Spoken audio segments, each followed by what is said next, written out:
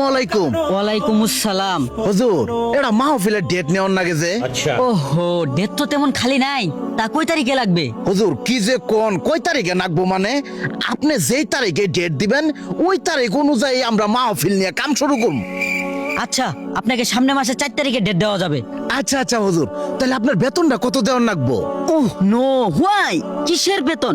Payment বলো, payment. মূর্খ কোথাকার। ওহো সরি হুজুর সরি, তা আপনার পেমেন্ট কত দেওয়ার নাকবো? 60,000 টাকা। হুজুর মাত্র আধা ঘন্টা কথা কবেন, এলা কম নেওয়া যায় না? হোয়াট? এই বিয়াদব, আমাকে টাইম শিখাও, মূর্খ কোথাকার।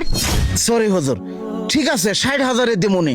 তবে হুজুর আপনি আঙ্গুরে পাশের জেলায় মাহফিল করছেন, তারপর আঙ্গুরে পরের গ্রামে মাহফিল করছেন, উল্লে জায়গা তো 50,000 নিছেন। দেখতেই তো আছেন আঙ্গুরে প্রতিষ্ঠানটা ছোট, আর্থিক দিকেও সচ্ছল না। আঙ্গুর উন্তুন 50,000 রাখা যায় না? না, 1 টাকাও কম হবে না। নগদ 20,000 টাকা অ্যাডভান্স করতে হবে এবং মাহফিলের 3-4 দিন আগে সব টাকা ক্লিয়ার করতে হবে। তা না হলে গাড়ি তুলবো না, না হলে ক্যান্সেল।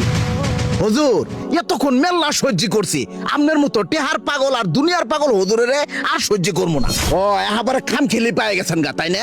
আঙ্গুর কাছ থেকে গাদা গাদা টেহা নিয়ে বিলাস বহুল বাড়ি গাড়ি করবেন আর ওইলের মধ্যে থাকবেন আর ঘুরবেন, আর এদিক দিয়ে আহে ওয়াজ করবেন যে এই দুনিয়া থাহার জায়গা না, বাড়ি গাড়ি টেহা পয়সা কোনো কিছু লোভ করা যাব না। খাম খেলি পাইছেন না?